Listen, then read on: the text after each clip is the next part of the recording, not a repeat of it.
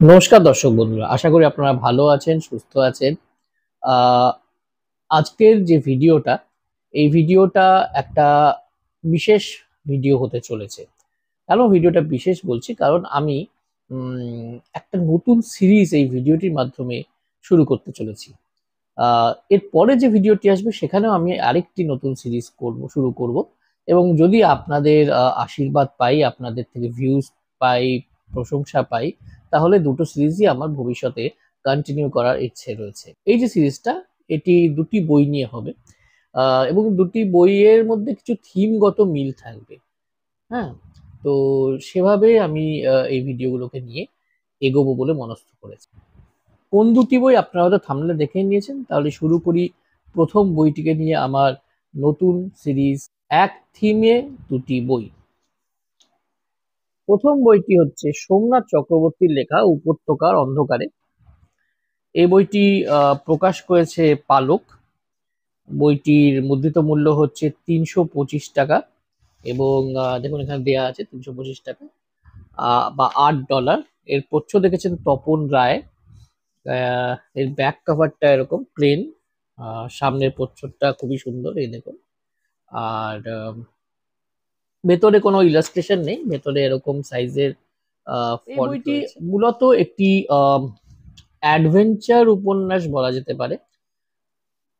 তবে তার সঙ্গে মিশে রয়েছে, কোথাও না কোথাও মিশে রয়েছে দি সার্ভাইভাল ড্রামা। এবং তার সঙ্গে কিছুটা কল্পবিজ্ঞান বা বিজ্ঞান মনস্কতা এর মধ্যে মিশে রয়েছে। কল্পবিজ্ঞান হয়তো ঠিক বলা যাবে না, কারণ যে থিওরি নিয়ে এখানে আলোচনা করা হয়েছে, সেই থিওরি বা সেই কনসেপ্ট সেটা কিন্তু এ যুগে অনেকটাই সম্ভব। এবং লেখকের সঙ্গে তার কিঞ্চিত সম্পর্ক রয়েছে, কারণ এখানে যে লেখকের পরিচয় রয়েছে এবং লেখকের সঙ্গে আমার অল্প আলাপও হয়েছিল। তো তাতে আমি জানি যে উনি বেসিক্যালি একটি রিসার্চ ইনস্টিটিউটেই কাজ করেন, এবং অবসর সময় উনি পাহাড়ে জঙ্গলে ঘুরে বেড়াতে খুব ভালোবাসেন। তো এই দুটোরই মিশেল এই বইতে ঘটেছে বলে বলা যেতে পারে। আহ, ওই উপন্যাসের গল্পটি যদি আমি একটু করে বলি, তা এই উপন্যাসটি মূলত চারজন বন্ধুকে নিয়ে। আহ, তারা একসঙ্গে পড়াশুনো করে। আহ, লেখকের চরিত্রটির নাম হচ্ছে আদিত্য। এছাড়া দিবাকর বলে একটি চরিত্র রয়েছে, এটা খুবই একটা ইম্পর্টেন্ট চরিত্র। এছাড়া বাকি দুই বন্ধুর নাম হচ্ছে দিব্যেন্দু এবং মৃন্ময়। তারা এক জায়গায়, উত্তরবঙ্গের এক জায়গায় বেড়াতে যায়, মানে পাহাড়ের দিকে, জঙ্গলের দিকে নয়, ডুয়ার্সের দিকে নয়, পাহাড়ের দিকে এক জায়গায় বেড়াতে যায়। এবং সেখানে একটি হোমস্টেতে তারা ওঠে। সেখানে গিয়ে তারা জানতে পারে যে হোমস্টের মালিক বলুন বা সেখানকার একজন স্থানীয় শিক্ষক বলুন বা হোমস্টেতে যে ছেলেটি কাজ করে, সবাই কিছু একটা লুকিয়ে যাচ্ছে, এবং সেখানে কিছু রহস্যময় ঘটনা তারা হতে দেখতে পাচ্ছে। তারা গিয়েছিল সেখানে ঘুরতে, কিন্তু তারা আহ স্থির করে যে এই রহস্যের সমাধান করে তবেই তারা ফিরবে। এতে দিবাকর একটি অগ্রণী ভূমিকা নেয়। এবং তারপরে সে কিভাবে ধাপে ধাপে এই রহস্যটির সমাধান করবে, তার সঙ্গে ওই অঞ্চলের বর্ণনা, সেই অঞ্চলের বিভিন্ন টুরিস্ট স্পট সম্পর্কে কিছু বর্ণনা এই উপন্যাসে রয়েছে। এবার এই উপন্যাসের যদি ভালো আর খারাপ দিকগুলোতে আসি, তো এই উপন্যাসে আমি অনেকগুলো ভালো দিক পেয়েছি। কিছু জায়গা আমার মনে হয়েছে যে ইমপ্রুভ করার হয়তো লেখকের দরকার রয়েছে। তাহলে ভালো জিনিসগুলো আগে বলে নিই। আহ, প্রথম যে জিনিসটা আমার ভীষণ ভীষণ এখানে ভালো লেগেছে, সেটা হচ্ছে যে এখানে আহ, যে বৈজ্ঞানিক কনসেপ্টটির কথা এখানে আলোচনা করা হয়েছে বা বলা হয়েছে, সেটা আহ, মানে আমি অন্তত কোনো উপন্যাসে পড়েছি বলে মনে হয় না। মানে এই কনসেপ্টের ব্যাপারে আমি কিছু জানতামই না বললেই ভালো হয় আর কি। এবং মানে তার মধ্যে কিছু, মানে কম্পিউটারের ব্যাপার রয়েছে, কিছু কোথাও একটা নিউরোলজির ব্যাপার রয়েছে। আহ, দুটো মানে নিউরোলজিটা হয়ে গেল আপনার বায়োসায়েন্স, আবার কোথাও ফিজিক্সের একটা কনসেপ্ট রয়েছে, কম্পিউটার একটা কনসেপ্ট রয়েছে, সব মিলে সব বিজ্ঞানের অনেকগুলো শাখার একসঙ্গে সমাগম ঘটেছে এই কনসেপ্টে। এবং এই কনসেপ্টটি খুবই অভিনব, এবং সেটাকে লেখক খুবই সহজ ভাষায় বুঝিয়েছেন আমাদের। মানে আমার মতন একজন ছাত্র যে বিজ্ঞান হয়তো ক্লাস 10 অবধি পড়েছিল, তারপরে পড়েনি, যদিও আমার বিজ্ঞানে আগ্রহ এখনো রয়েছে কিছু কিছু ব্যাপারে, আমার মতন পাঠকও কিন্তু পড়ে সবটাই অনুধাবন করতে পারবে। সো কোথাওই এটাকে ইনফো ডাম্পিং বলে মনে হয় না। দ্বিতীয় যে জিনিসটা এখানে আমার ভীষণ ভালো লেগেছে সেটা হচ্ছে আহ, উপন্যাসটি কিশোর পাঠ্য উপন্যাস, কিন্তু উপন্যাসটির মধ্যে আহ, অপরিণত ব্যাপারটা নেই। মানে অনেকে কি করেন যে কিশোর পাঠ্য উপন্যাস লিখতে গিয়ে উপন্যাসের যে ফিল বলুন বা লেখনী বলুন সেটাকে একটু ডাম ডাউন করে দেন, যেটা একেবারেই উচিত নয়। কারণ কিশোররা কিন্তু একদম শিশু তো নয় বা খুব ছোট তো নয়, তারা মোটামুটি আহ, অনেক কিছুই বুঝতে পারে, বা একটা ভালো লেখনী বা ভালো কনসেপ্ট তারা অ্যাপ্রিসিয়েট করতে পারে। তো তার না বড় না ছোট, কাজেই মানে এক্স্যাক্টলি কিশোরদের জন্য লেখা কিন্তু খুবই কঠিন একটা ব্যাপার। আহ, তো সেই নির্দিষ্ট কাজটা কিন্তু লেখক খুব ভালোভাবে পূর্ণ করেছেন, ফলে বইটি পড়তে বড়দের এবং ছোটদের উভয়েরই ভালো লাগে। তৃতীয় যে ফ্যাক্টরটা আমার এই বইয়ের খুব ভালো লেগেছে সেটা হচ্ছে যে অঞ্চলে তারা বেড়াতে গেছে সেই অঞ্চল নিয়ে যে লেখকের প্রচুর জ্ঞান রয়েছে সেটা কিন্তু বোঝা যায়, এবং তার খুব সুন্দর বর্ণনা তিনি দিয়েছেন। যে বর্ণনাগুলো রয়েছে প্রাকৃতিক দৃশ্যগুলোর, সেই বর্ণনাগুলো ভীষণ সুন্দর। মানে আপনি সেই অঞ্চলগুলোকে যদি না গিয়েও থাকেন আপনি একদম চোখের সামনে দেখতে পারবেন। তো সেটা আমার খুব ভালো লেগেছে পাঠক হিসেবে। মানে প্রাকৃতিক দৃশ্যের বর্ণনা পড়তে বা একটা ভ্রমণ কাহিনীর একটা কোথাও না কোথাও কনসেপ্ট এই উপন্যাসের মধ্যে অন্তর্নিহিত রয়েছে। তো এই জিনিসটা আমার ভীষণ ভালো লেগেছে। আমার মনে হয় যে লেখক যদি একটা বড় সড়ো উপন্যাস লেখেন যার মধ্যে এই মানে ভ্রমণের পার্টটা একটা আরো বড় রোল প্লে করবে, সেটা কিন্তু তিনি ভাবতে পারেন। কারণ একটা স্বয়ংসম্পূর্ণ ভ্রমণ কাহিনী লেখার মানে পুরোপুরি ক্ষমতা লেখকের রয়েছে। এবং আমার মনে হয় যে উপন্যাসটা খুব নামও করবে এ ধরনের একটা উপন্যাস যদি তিনি লেখেন। এছাড়া বইটি যদি প্রোডাকশন আমি দেখি, বইটির প্রোডাকশন বেশ ভালো।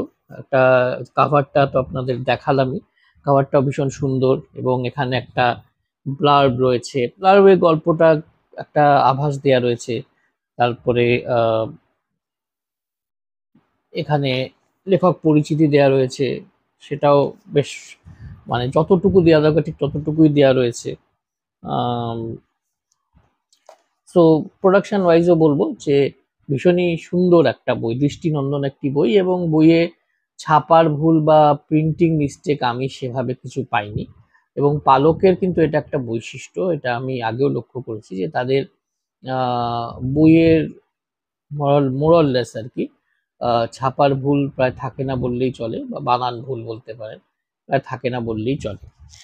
আর এর ফন্টটা নিয়ে আমার একটু অনুযোগ হচ্ছে, ফন্টটা আরেকটু বড় হলে কোনো ক্ষতি হতো না, বরং লাভই হয়তো হতো। কারণ যাদের দৃষ্টিশক্তি নিয়ে একটু সমস্যা রয়েছে তাদের একটু অসুবিধে হলেও হতে পারে, মানে খুব বয়স্ক মানুষ যদি হন তাদের একটু অসুবিধে হলেও হতে পারে, কাজেই আরেকটু বড় ফন্ট হয়তো হলে ভালো হতো। এবার আসছি বইয়ের নট সো পজিটিভ পয়েন্টসে। উপন্যাসে একটাই বড় খামতি আমার মনে হয়েছে, বাকি যে দুটো মনে হচ্ছে সেটা খুবই ছোটখাটো জিনিস। সেই বড় খামতিটা হচ্ছে যে আপনি যখন পাঠক হিসেবে এই উপন্যাস পড়ছেন, মানে এই ধরনের একটি উপন্যাস পড়ছে, প্রচুর থ্রিল রয়েছে, অ্যাডভেঞ্চার রয়েছে, একটা ভ্রমণের একটা ব্যাপার রয়েছে, আহ, সেটা শুরু যেভাবে হচ্ছে সেই শুরুটা আমার ভালো লাগেনি, মানে তেমন ভালো লাগেনি। মানে শুরুর 6-7 পাতা পড়ে মনে হয়েছে যে উপন্যাসটা একটু ড্র্যাগড হচ্ছে। ঠিক আছে, আহ, সেক্ষেত্রে আগেই যদি একটা কোনো ঘটনাকে নিয়ে উপন্যাসটা শুরু করা যেত, যে ওখানে যে রহস্যময় ঘটনাগুলো হচ্ছে তার একটা বর্ণনা দিয়ে তারপরে তাদের যাওয়া নিয়ে যদি সেভাবে যদি উপন্যাসটা শুরু হতো, তাহলে শুরু থেকেই পাঠক কিন্তু আবিষ্ট হয়ে যেতেন, শুরু থেকেই পাঠক জড়িয়ে পড়তেন উপন্যাসের ঘটনাবলীর সঙ্গে। সেটা এক্ষেত্রে কিন্তু হয় না। তা মানে ধরুন মোটামুটি 8-9 নম্বর পাতা থেকে বা 10 নম্বর পাতা থেকে যেখানে একজন রহস্যময় আগন্তুকের সঙ্গে এই চার বন্ধু দেখা হচ্ছে ট্রেনে, সেখান থেকে আর কি উপন্যাসটা ব্রেক নেক স্পিডে দৌড়তে শুরু করে। আর তারপরে তো একদম মানে দারুণ একটা পিক আপ নেয় এবং পুরো কনসিস্টেন্টলি সেই যে ইংরেজিতে যাকে বলে মোমেন্টাম, সেই গতিটাকে ধরে রাখতে সক্ষম হয় উপন্যাসটি। কিন্তু শুরুতেই যদি সেই উত্তেজনাটা থাকতো, তাহলে আমার মনে হয় উপন্যাসটা আরো আরো বেশি গ্রিপিং পয়েন্টস হতো। এটা তো একটা মাইনাস পয়েন্ট আমি অবশ্যই বলবো উপন্যাসের ক্ষেত্রে আর কি। আর যে দুটো জিনিস মনে হচ্ছে সে দুটো খুবই ছোটখাটো খামতি বলতে পারেন। সেটা হচ্ছে যে আহ, এখানে বেশ কিছু চরিত্রের আগমন ঘটে, সেটা ঠিকই আছে, কিন্তু এই চরিত্রগুলো আহ, যখন আসতে শুরু করে তখন সেগুলো একের পর এক আসতে শুরু করে, মানে আহ, পরপর পরপর সেগুলো আসে। এবার সেটার মধ্যে না একটা ফ্লো থাকে, মানে ক্যারেক্টার ইন্ট্রোডাকশন এবং ক্যারেক্টার মেনটেন, সেই ক্যারেক্টারটাকে আবার ধরে রাখতে হয়। তারপর ক্যারেক্টারটা যখন আহ, কোনো কারণে ক্যারেক্টারটার এক্সিট ঘটে যাবে মানে ন্যারেটিভ থেকে, তো সেই যে ব্যাপারটা সেখানে আমার মনে হয়েছে যে একটা দুটো ক্যারেক্টার যেন হঠাৎ করে এলো এবং তারা হঠাৎ করেই চলে গেল। মানে একটা এক্সাম্পল দিচ্ছি, এখানে একটি সাংবাদিকের চরিত্র আছে। যখন সাংবাদিকের চরিত্রটা আসে আপনার মনে হবে যে এটা একটা এটা একটা বড় আকারের চরিত্র হতে চলেছে, বা এই সাংবাদিকটি হয়তো সমস্ত রহস্যের উদ্ঘাটন করবেন, কিন্তু বাস্তবে সেরকম কিছুই ঘটে না আর কি।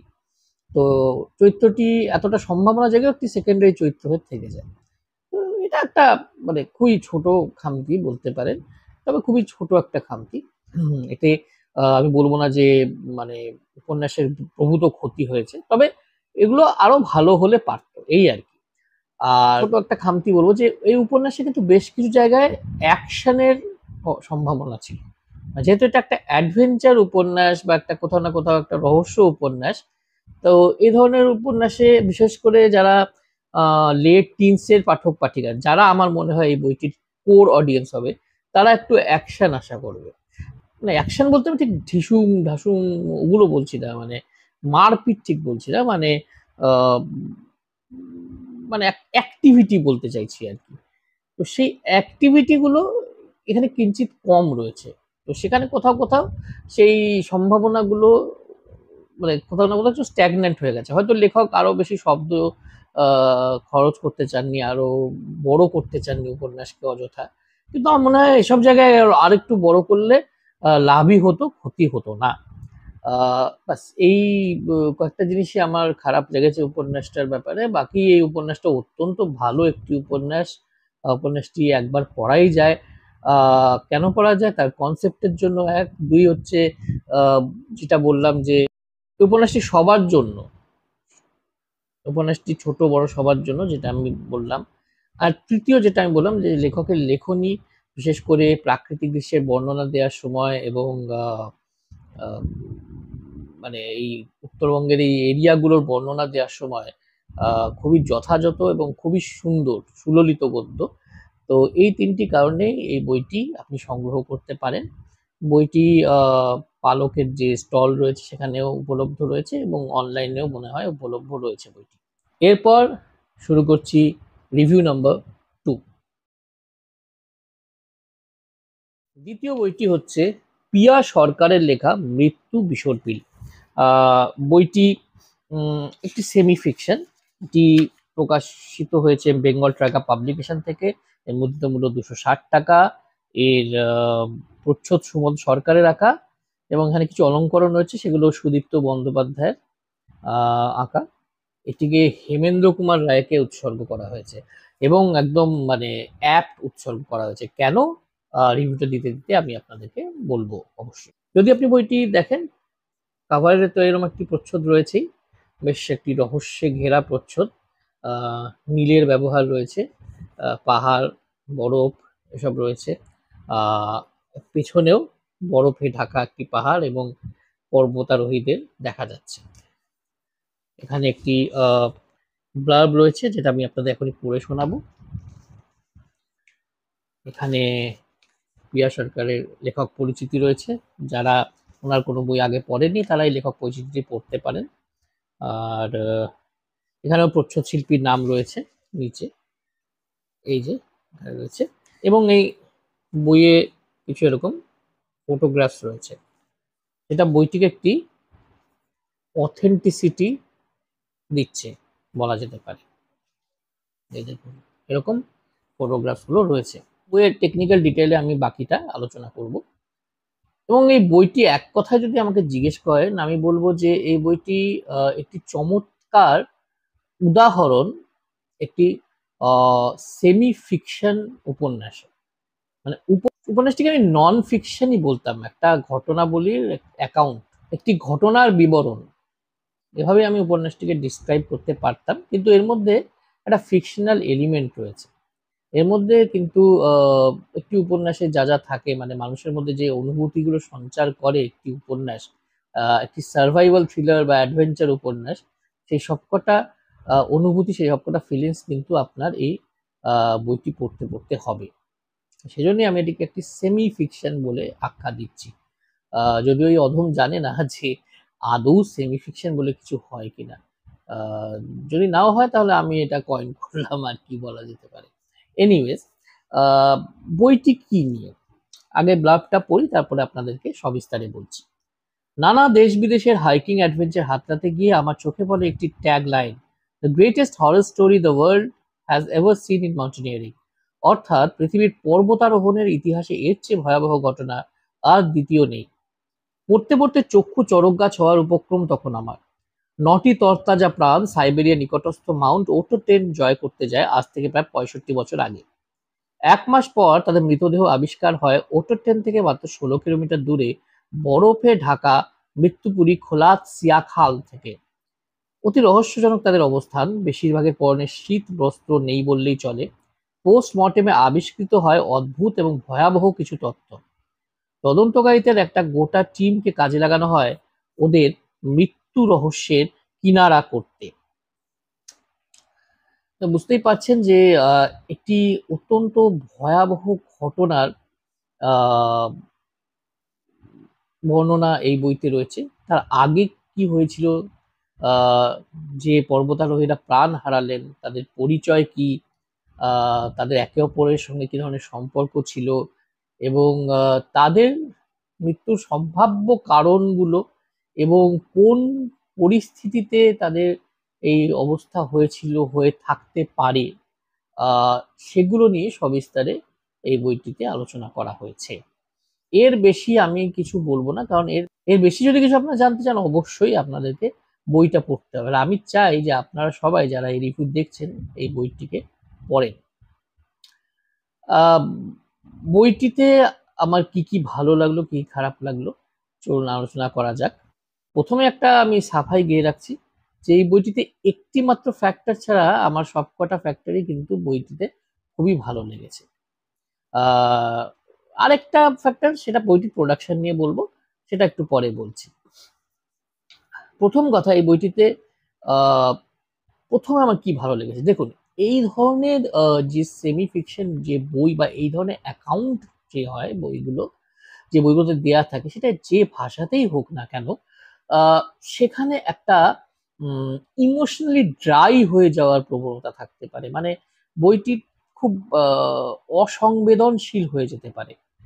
মানে বইটিতে জাস্ট বলা হলো যে কে নজন মারা গেছিলেন, মারা গেছে এইভাবে এভাবে মারা গেছিলেন, তাদের এটা হয়ে থাকতে পারে, এখনো তার রহস্যের কোনো কুল কিনারা হয়নি। এই নিয়ে পৃষ্ঠার পর পৃষ্ঠা খরচ করে একটি বই অবশ্যই লেখা যেতে পারে, যে কেউ এই বইটি এই ধরনের একটি বই লিখতে পারেন। কিন্তু এই বইটির সঙ্গে সেটা হয় না। সেজন্যই আমি বারবার বলছি যে বইটির মধ্যে একটি ফিকশনের যে গুণ সেগুলো রয়েছে। এই বইটিতে কিন্তু প্রত্যেকটি চরিত্রকে একটি মূর্ত রূপ দেয়া হয়েছে। বইটা একদম শুরুর দিকেই আহ, এই ওটোটেন অঞ্চলের ম্যাপ তার সঙ্গে পাঠকদের পরিচয় করে দেওয়া হয়, এবং তার ওপরেই আহ, এর যে মূল অভিযাত্রী তার নাম ইগর ড্যাটলভ, সেজন্যই এটাকে ড্যাটলভ মিস্ট্রি বলা হয়ে থাকে, বা ড্যাটলভ বলেই এই ঘটনাকে অভিহিত করা হয়ে থাকে। সেই ইগর ড্যাটলভের একটি বর্ণনা দেয়া রয়েছে। সে কি ধরনের, কেমন, তার মানসিকতা কেমন, কেন তার বয়স কম হওয়া সত্ত্বেও তাকে লিডারের দায়িত্ব দেওয়া হয়েছে, এবং তারপরেই মানে মনে হচ্ছে কেন ক্যামেরায় দেখছি আর কি। এবং তারপরেই আরেকজন মহিলা চরিত্রের বর্ণনা দেওয়া হয়েছে। ফলে কি হচ্ছে, পাঠক তাদের সঙ্গে একাত্ম হয়ে যেতে পারছে। তাদের সঙ্গে রিলেট করতে পারছে, তারপর তাদের সঙ্গে যা যা ঘটছে তাতে পাঠকদেরও খারাপ লাগছে, পাঠকরাও তাদেরকে নিয়ে চিন্তা করছে, তাদেরকে নিয়ে ভাবছে। তো এই ইমোশনটা এবং এদের মধ্যেও যে সম্পর্কগুলো ছিল সেগুলো লেখিকা খুব সুন্দরভাবে ব্যক্ত করেছেন। মানে এর মধ্যে একটি মহিলা ক্যারেক্টার রয়েছে যার ব্যাপারে এখনই বলছিলাম আর কি, তার নাম জিনাইদা কর্মোগোলোভা। এগুলো একটু আমাকে পড়ে পড়ে বারবার বলতে হচ্ছে, কারণ রাশিয়ান নেম তো একটু পড়ে বারবার প্রনাউন্স করতে হচ্ছে আর কি। খারাপ লাগলে ক্ষমা করবেন। যাই হোক, তাহলে এই জিনাইদা কর্মোগোলোভা বা সংক্ষেপে জিনা তাকে বলা হয়। এই মেয়েটি আহ, আরেকজন অভিযাত্রীর সঙ্গে তার একটি সম্পর্ক ছিল, সেটি কোনো কারণে ভেঙে গেছে। সে এখন আরেকটা সম্পর্কে জড়িয়ে পড়তে চাইছে কিন্তু পারছে না। হ্যাঁ, তো এই ব্যাপারগুলো রয়েছে। তো কাজেই আর এগুলো কিন্তু কোথাও আপনি ভাববেন না যে আননেসেসারি, একদমই আননেসেসারি নয়, এগুলো খুবই দরকারি এই উপন্যাসের জন্য। এবং এগুলোর জন্য হচ্ছে কি, যেটা বললাম বারবার, যে এদের সঙ্গে একটা ইমোশনাল কানেক্ট পাঠকদের তৈরি হচ্ছে, এবং এটাই আমার এই উপন্যাসের সবচেয়ে বড় প্লাস পয়েন্ট মনে হয়েছে, সেজন্যই এত সবিস্তারে এটা আমি বললাম। এর দ্বিতীয় প্লাস পয়েন্ট কি? দ্বিতীয় প্লাস পয়েন্ট হচ্ছে এই বইটির পেছনে করা লেখিকার রিসার্চ। দেখুন, আজকাল কি হচ্ছে, আজকাল রিসার্চ শব্দটা অনেকের কাছে খুব খেলো হয়ে গেছে। রিসার্চ করেছে মানে কি, ওই গুগল টুগল খুলেছিল, উইকিপিডিয়া দেখেছে, কয়েকটা পেজ দেখেছে, না, একেবারেই আদপেই তা নয়। হ্যাঁ, বরং আমি বলবো, আমি স্বীকার করতে আমার কোনো বাধা নেই যে এই বইটা পড়তে পড়তে আমার মনে হচ্ছে আচ্ছা দেখি তো উইকিপিডিয়ায় কি লিখেছে ব্যাপারে। আমি বরং একটু দেখেছি পাঠক হিসেবে, অনুসন্ধিৎসু পাঠক হিসেবে। কিন্তু তার সঙ্গে এই টেক্সটের, বিশ্বাস করুন, মানে ওই কনসেপচুয়াল মিল ছাড়া কোনো মিল নেই। মানে এর রিসার্চ আরো অনেক ডিপ গেছে, এখানে জার্নাল, আর্টিকেল, এগুলো নিয়ে লেখিকা দস্তুর মতো পড়াশোনা করেছেন। এবং সবচেয়ে বড় জিনিস হচ্ছে সেগুলোকে খুব বারবার, যেটা আগেও বললাম, যে একটা ড্রাই অ্যাকাউন্ট লিখে দেননি যে এই আর্টিকেলে এই বলেছে, এই মানে লেখায় এটা লেখা রয়েছে, না, এই আর্টিকেলে এটা লেখা রয়েছে, তারপর তিনি তার নিজের একটা ইন্টারপ্রিটেশন, নিজের একটা কনক্লুশন তিনি কিন্তু সেখান থেকে ড্র করেছেন, যে তার মানে এটা হতে পারে। কোথাও না কোথাও লেখিকা তার চমৎকার বুদ্ধিমত্তার প্রয়োগ এই বইটি লেখার সময় করেছেন, তার নিজের লজিক্যাল ইনফারেন্স গুলো এখানে তিনি দিয়েছেন। এবং এত সহজ ভাষাতে সেটা করেছেন যে পাঠক তার সঙ্গে ইমিডিয়েটলি একাত্ম বোধ করবে, মানে শুধু চরিত্রের সঙ্গে নয়, ঘটনাবলীর সঙ্গেও কিন্তু একাত্ম বোধ করবে। এটা হলো দ্বিতীয় পজিটিভ পয়েন্ট।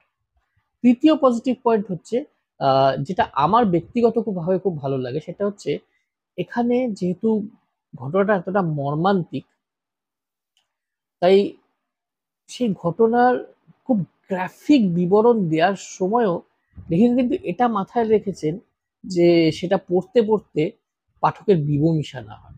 সেটা পড়তে পড়তে পাঠকের দু চোখ ভিজে আসতে পারে, ঘেন্নায় চোখ মুখ কুঁচকে যেতে পারে, কিন্তু প্রবল বিবমিশায় পাঠক বইটিকে সরিয়ে রেখে দেবেন, সেটা যাতে না হয়, সেই এক্সট্রিম ফিলিংসটা যাতে না আসে, সে ব্যাপারে লেখিকা সচেষ্ট থেকেছেন।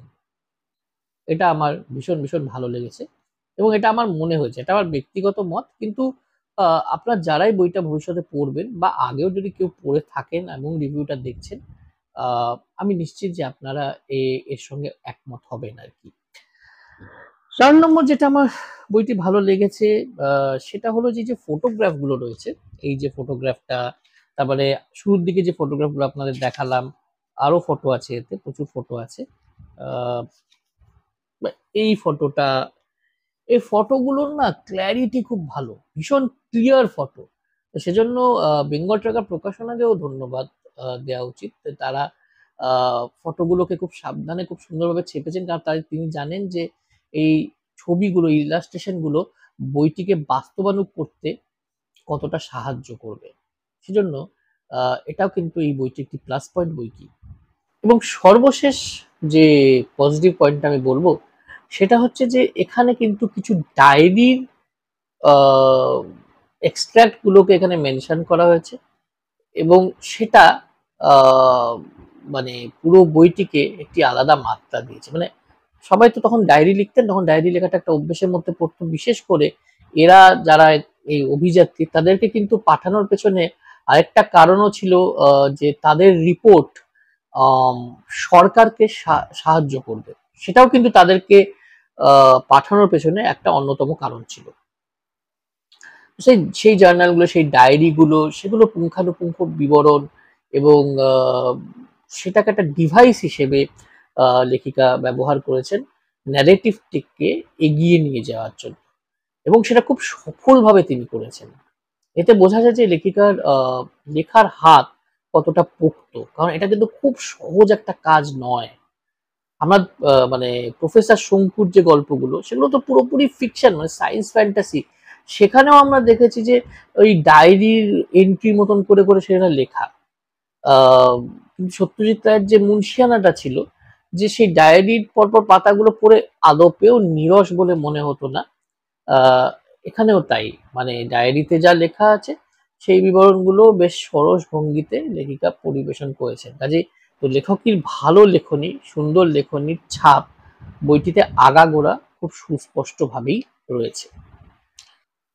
এবার আমি আসছি সেই পয়েন্টে যেটা আমার খুব একটা ভালো লাগেনি, সেটি এই বইয়ের ওভারঅল প্রোডাকশনে একটাই ব্যাপার বলো, যে বইটিকে একদম ছোটখাটো বানানো হয়েছে, ঠিক আছে, বইটি খুব হ্যান্ডি, সেটা একটা যেমন প্লাস পয়েন্ট বটে, কিন্তু বইটিকে যদি আরেকটু বড় আকারে করা যেত, একটু ম্যাগনিফাইড ওয়েতে করা যেত, তাহলে আমার মনে হয় ছবিগুলো তো স্পষ্ট রয়েছে, কোনো সন্দেহ নেই তাতে, কিন্তু এখানে কিছু ডায়াগ্রাম রয়েছে, সেই ডায়াগ্রামগুলো আরেকটু বড় করে দেখা যেত।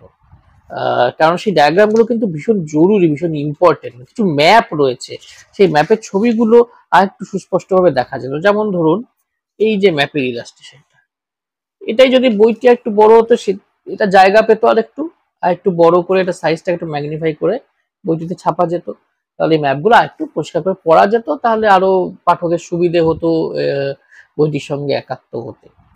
তো ফটোগুলোর ক্ষেত্রে যেমন আমি ভীষণ ভীষণ খুশি, এই ম্যাপ আর ডায়াগ্রামের ক্ষেত্রে আমি অতটা খুশি হতে পারছি না। আহ, এই আর কি। এছাড়া যদি একটা বলতে পারি, সেটা একটা খুবই মানে মানে খুব ছোট্ট একটা খুঁত। কারণ দেখুন, কোনো উপন্যাসই তো সর্বাঙ্গ সুন্দর বা সর্বাঙ্গীন ভাবে ভালো হয় না। কোথাও না কোথাও একটা তো ছোট খুঁত থাকে। ইনফ্যাক্ট সেই খুঁতগুলো আমি পিক করি এজন্যই যে উপন্যাসটা এত ভালো, এত সুন্দরভাবে, এত পরিশ্রম করে লেখা হয়েছে, সেজন্যই এই খুঁতটা আমি বের করছি। এখানে একটা সিবলিংস এর সম্পর্ক দেখানো হয়েছে, সেই সম্পর্কটা কিন্তু আমার মনে হয় ভীষণই জরুরি ছিল। আহ, এবং জরুরি সেটা বোঝা যাচ্ছে, কিন্তু সেটাকে যদি আরেকটু, তার মধ্যে যদি একটু ইমোশন একটু আমরা বেশি পেতাম, আহ, তাহলে মনে হয় উপন্যাসটি আরো নিখুঁত হতে পারত। আহ, কারণ এমনিতেই তো এটাকে পুরোপুরি একটা, যেটা আমি বারবারই বলছি, যে নন ফিকশন হিসেবে লেখা হয়নি, এটা একটা সেমি ফিকশনের মতন ব্যাপার আর কি। তো সেজন্যই বলছি যে আরেকটু যদি ওই ব্যাপারটা একটু ইমোশন থাকতো, তাহলে আমার পড়তে আরো আরো ভালো লাগতো, এই আর কি। ওভারঅল যদি আমি বলি, এই মৃত্যু বিসর্পিল বইটি অবশ্য পাঠ্য একটি বই তাদের জন্য যারা বিশ্বব্যাপী সত্য ঘটনা বা আনসলভড মিস্ট্রি নিয়ে পড়তে চান, যারা কোথাও না কোথাও সার্ভাইভাল ড্রামা বা অ্যাডভেঞ্চারের উপন্যাস পড়তে ভালোবাসেন, এবং সর্বোপরি যারা পিয়া সরকারের লেখনীর ভক্ত, যারা পিয়া সরকারের অন্যান্য ধরনের উপন্যাস পড়েছেন, ভয়ের উপন্যাস পড়েছেন বা আহ, গোয়েন্দা বা থ্রিলার পড়েছেন, আহ, তাদের জন্য এটা অবশ্য পাঠ্য, যে উনি কতটা ভার্সাটাইল হতে পারেন, কলম কোন কোন মানে জনরা এক্সপ্লোর করতে পারে। সেটার জন্যই এই বইটি পড়া খুবই জরুরি আমার মনে হয়। তাছাড়া এই পার্টিকুলার শাখা, সাহিত্যের এই পার্টিকুলার শাখায় খুব বেশি কাজ বাংলায় হয় না। তো এটাই বলবো যে এটি একটি অভিনব এবং একটি নতুন সংযোজন। পিয়া সরকারের মানে মুকুট একটি পালক তো বটেই, তাছাড়া সাহিত্যের এই শাখায়ও একটি উজ্জ্বল সংযোজন বলে আমি মনে করি। তো বইটি যদি আপনারা পড়ে না থাকেন, আমি বলবো অবশ্যই পড়ুন, অবশ্য পাঠ্য একটি বই, এবং পড়ে আমাকে অবশ্যই জানাবেন যে আপনাদের কেমন লাগলো। তো এই ছিল আমার দুটি বই নিয়ে রিভিউ করার একটা চেষ্টা। বুঝতেই পারছেন বইটির, দুটি বইয়ের মধ্যে থিমগত কিছু মিল আছে, সেটা থাকলেও দুটি বইয়ের মধ্যে প্রচুর পার্থক্য রয়েছে। একটি পুরোপুরি একটি ফিকশন, যেখানে শুধুমাত্র বাস্তব বলতে হচ্ছে বৈজ্ঞানিক কনসেপ্টটি, আর এখানে অন্য বইটিতে পুরোপুরি এটি একটি সত্য ঘটনার উপর আধারিত, কিন্তু একটা ফিকশনের মতন করে, একটি অ্যাডভেঞ্চার উপন্যাসের মতন করে বইটিকে লেখা হয়েছে। কেমন লাগলো এই রিভিউ নির্দ্বিধায় আমাকে জানাবেন, ভালো লাগলো না খারাপ। আর আপনাদের সাজেশন গুলো আমার খুব কাজে লাগে, আমি মাথায় রাখার চেষ্টা করি। তো পরের ভিডিওগুলোতেও আমি কনস্ট্যান্টলি ইমপ্রুভ করে যাওয়ার চেষ্টা করব। So feel free to comment. চ্যানেলটি যদি আপনার সাবস্ক্রাইব না করা থাকে, অনুরোধ করবো অবশ্যই সাবস্ক্রাইব করার, লাইক করার, শেয়ার করার। ভালো থাকবেন, সুস্থ থাকবেন সবাই। গুড নাইট, শুভরাত্রি। Take very good care of yourself. Tata.